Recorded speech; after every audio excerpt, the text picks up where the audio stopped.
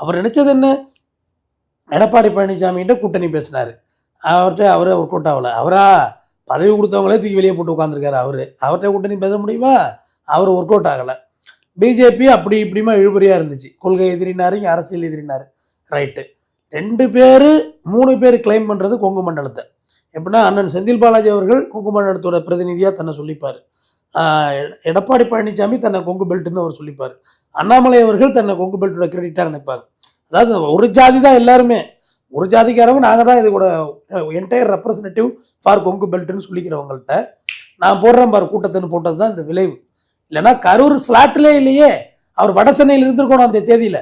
இப்போ திமுகவிட மக்கள் செல்வாக்கு எனக்கு தான் அதிகமா இருக்கு அப்படின்னு திட்டமிட்டு காட்டுறதுக்காக இந்த விஷயத்த பண்ணியிருக்காரு அப்படின்னு. யோகி பாபு வந்தா கூட தான் கூட்டம் வரும். அதனால யோகி பாபு முதலமைச்சர் ஆக்கிடுவோமா? எப்படி லாஜிக் இல்லாதது? இப்போ அரசியல்ங்கிறது வேற, வேடிக்கை பார்க்க வர்றதுங்கிறது வேற. தமன்னா கூட தான் துணி கடை இது